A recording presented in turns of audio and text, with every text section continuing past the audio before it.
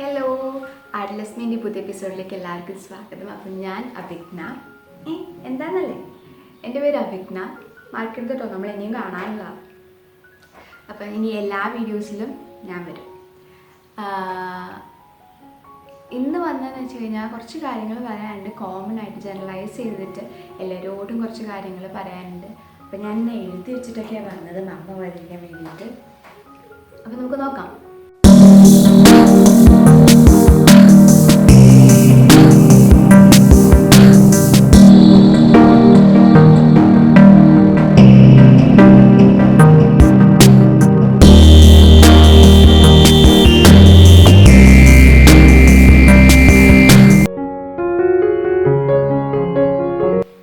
ആദ്യത്തെ കാര്യം എന്താണെന്ന് വെച്ച് കഴിഞ്ഞാൽ, ഞാൻ എന്തിനാണ് ഈ ചാനൽ തുടങ്ങിയത്. അപ്പം ഞാനൊരു സെൽഫ് ടോട്ട് ആർട്ടിസ്റ്റാണ്. കുറേ എക്സ്പെരിമെൻ്റ് ചെയ്ത് നോക്കും, വീണ്ടും തെറ്റിപ്പോകും, വീണ്ടും ചെയ്ത് നോക്കും. അങ്ങനെ കുറേ എക്സ്പെരിമെൻ്റ് ചെയ്ത് പഠിച്ചു വന്ന ഒരാളാണ്. ഞാൻ പലപ്പോഴും ആലോചിച്ചിട്ടുണ്ട്, എനിക്ക് പറഞ്ഞു തരാനൊക്കെ ആരെങ്കിലും ഉണ്ടായിരുന്നെങ്കിൽ എന്നൊക്കെ ഞാൻ വിചാരിച്ചിട്ടുണ്ട്. അപ്പം കുറേ ടാലൻറ്റഡ് ആയിട്ടുള്ള ആൾക്കാരുണ്ട്. അപ്പോൾ അവർക്ക് ജസ്റ്റ് ബേസിക്സ് അറിഞ്ഞു കഴിഞ്ഞാൽ ശരിക്കും നന്നായി വരയ്ക്കാൻ അറിയുന്ന കുറേ പേരുണ്ടാവും. അപ്പോൾ അവർക്കൊക്കെ വേണ്ടിയാണ് ഈ ചാനൽ ഞാൻ ഉണ്ടാക്കിയിരിക്കുന്നത്. പിന്നെ ഒന്നെന്ന് വെച്ച് കഴിഞ്ഞാൽ, എൻ്റെ പെയിൻറ്റിങ്സൊക്കെ ഞാൻ ആരെങ്കിലുമൊക്കെ കാണിക്കുമ്പോൾ അവർ എന്ത് ഭംഗിയാണ്. അപ്പം I am really happy about that. അപ്പം അവർ പറയുന്നത് എനിക്ക് അപ്രിസിയേഷൻ, അത് ഭയങ്കര ഹാപ്പി തന്നെയാണ് ആ കാര്യത്തിൽ. പക്ഷെ അത് കഴിഞ്ഞിട്ട് അവരൊരു കാര്യം പറയും, അയ്യോ എന്നെ കൊണ്ട് ഇങ്ങനെയൊന്നും വരയ്ക്കാൻ പറ്റില്ല. അത് ഞാൻ സമ്മതിച്ചില്ല. അപ്പം കാരണം പ്രോബ്ലി അവർ ട്രൈ ചെയ്തിട്ടുണ്ടാവില്ല, ഞങ്ങൾ എന്നെ കൊണ്ട് ഇങ്ങനെയൊന്നും പറ്റില്ല എന്ന് വെച്ചാൽ അവർ ട്രൈ ചെയ്തിട്ടുണ്ടാവില്ല. പക്ഷെ അവർക്ക് കുറച്ച് ബേസിക്സ് ഒക്കെ പറഞ്ഞു കൊടുത്താൽ എനിക്ക് തോന്നുന്നു അവർ എന്നെക്കാട്ടും നന്നായി വരയ്ക്കും. അപ്പം അങ്ങനെയൊക്കെ കുറേ കാര്യങ്ങൾക്ക് വേണ്ടിയാണ് ഞാൻ ഈ ചാനൽ ഉണ്ടാക്കിയിരിക്കുന്നത്. കുറേ പേർക്ക് യൂസ്ഫുൾ ആയിട്ട് അല്ലെങ്കിൽ യൂട്ടിലൈസ് ചെയ്യാനൊരു ഓപ്പർച്യൂണിറ്റി ആയിട്ടാണ് ഞാൻ ഈ ചാനൽ ഉണ്ടാക്കിയിരിക്കുന്നത്. ഇനി രണ്ടാമത്തെ കാര്യം എന്താണെന്ന് വെച്ച് കഴിഞ്ഞാൽ, ആർട്ട്, ഈ എല്ലാം മ്യൂസിക്, ഡാൻസ്, അങ്ങനത്തെ എല്ലാം ആർട്ടിൻ്റെ ഓരോ ഭാഗങ്ങളാണ്.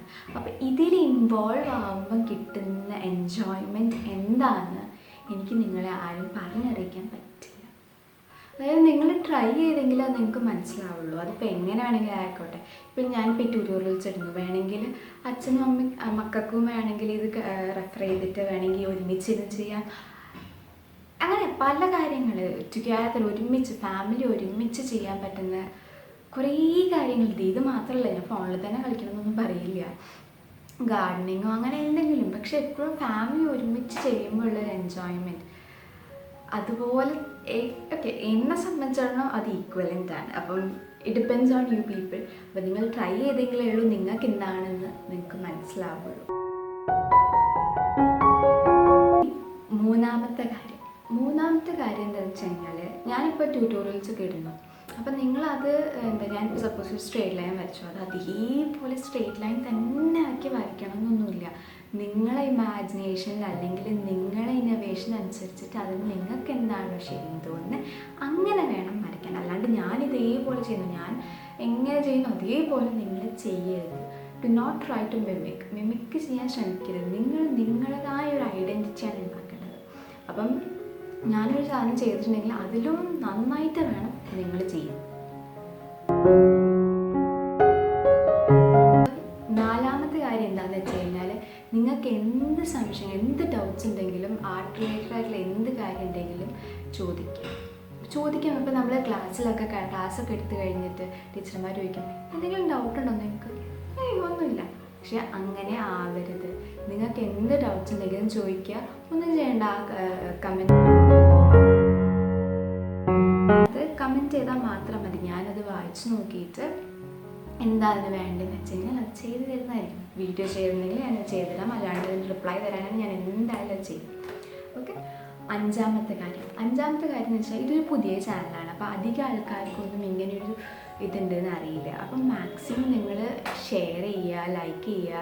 പിന്നെ വീഡിയോസ് ഇഷ്ടപ്പെട്ടെങ്കിൽ അധികം വീഡിയോസിനായി സബ്സ്ക്രൈബ് ചെയ്യുക. ബെല്ലൈക്കൺ അടിക്കാണ്ട് നിങ്ങൾക്ക് ന്യൂ വീഡിയോസ് അപ്ലോഡ് ചെയ്ത് കഴിഞ്ഞാൽ നോട്ടിഫിക്കേഷൻ കിട്ടില്ല, അപ്പോൾ അതും ചെയ്യുക. ഇങ്ങനൊരു ഓപ്പർച്യൂണിറ്റി കൊടുക്കുമ്പോൾ എല്ലാവരിലേക്ക് അത് എത്തിക്കാൻ ശ്രമിക്കുക. അവരെ ടാലൻറ്റ് ഷോക്കേസ് ചെയ്യാൻ അവർക്ക് ഒരു ഓപ്പർച്യൂണിറ്റി കിട്ടുക എന്ന് പറയുമ്പം ഒരു നല്ല അവസരമായിട്ടാണ് എനിക്ക് തോന്നിയിട്ടുള്ളത്.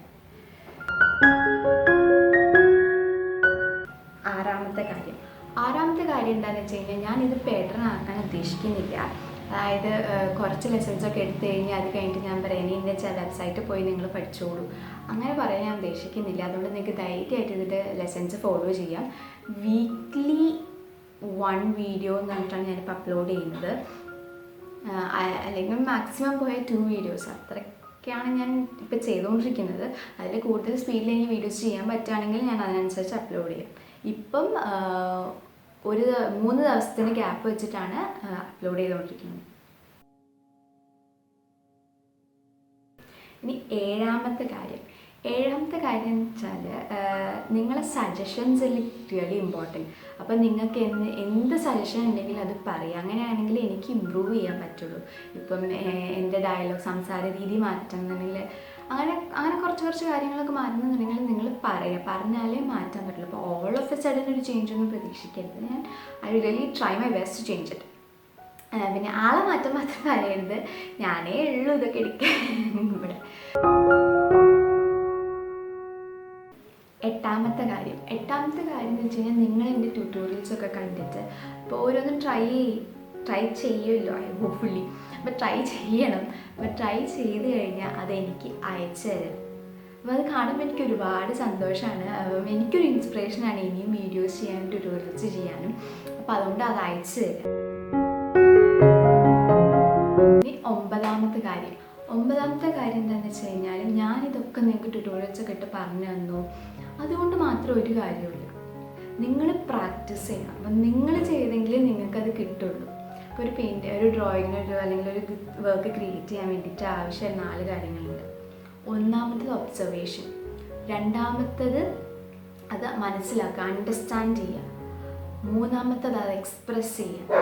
ഇതൊക്കെ കിട്ടണമെങ്കിൽ പ്രാക്ടീസ് വേണം. അപ്പോൾ ഈ 4 കാര്യങ്ങൾ ഉണ്ടെങ്കിലേ നമുക്ക് ഒരു നല്ല ചിത്രം വരയ്ക്കാൻ പറ്റുള്ളൂ. അപ്പോൾ ഇതൊക്കെ അടിസ്ഥാനമായിട്ട് കാര്യം എന്ന് വെച്ച് കഴിഞ്ഞാൽ പ്രാക്ടീസാണ്. അപ്പം നിങ്ങൾ പ്രാക്ടീസ് ചെയ്യുക. ഇനി പത്താമത്തെ കാര്യം എന്ന് വെച്ച് കഴിഞ്ഞാൽ ഞാൻ 2-3 ട്യൂട്ടോറിയൽസൊക്കെ കണ്ടു. നിങ്ങൾ 2-3 ട്രൈ ചെയ്ത് നോക്കി. അടിപൊളിയായി വരയ്ക്കാനൊന്നും ഒരിക്കലും വിചാരിക്കരുത്. അടുത്ത ചിത്രം ആദ്യത്തെ ചിത്രം ഭയങ്കര അടിപൊളിയായിരിക്കും ഒന്നും വിചാരിക്കാൻ നിൽക്കണ്ട. നമ്മൾ കുറച്ച് ഗ്രാജുവലിയേ ഈ ഇമ്പ്രൂവ്മെൻറ്റ് അല്ലെങ്കിൽ ചേഞ്ച് വരുള്ളൂ ചിത്രത്തിൽ. അപ്പം നന്നായി വരയ്ക്കണമെന്നുണ്ടെങ്കിൽ അത്രയും പ്രാക്ടീസിൻ്റെ ആവശ്യമുണ്ട്. ഇപ്പം നിങ്ങൾക്ക് ഞാൻ എൻ്റെ ഇൻട്രൊഡക്ഷൻ വീഡിയോയിൽ കാണിച്ചിട്ടുണ്ടായിരുന്നു എൻ്റെ ആദ്യത്തെ പെയിൻറ്റിങ്, ഇപ്പം വരച്ചുകൊണ്ടിരിക്കുന്ന പെയിൻറ്റിങ്ങും. അത് കണ്ടാൽ തന്നെ നിങ്ങൾക്ക് മനസ്സിലാവും ഞാനും ആദ്യം വരച്ചൊന്നും അടിപൊളി ചിത്രങ്ങളൊന്നും ആയിരുന്നില്ല.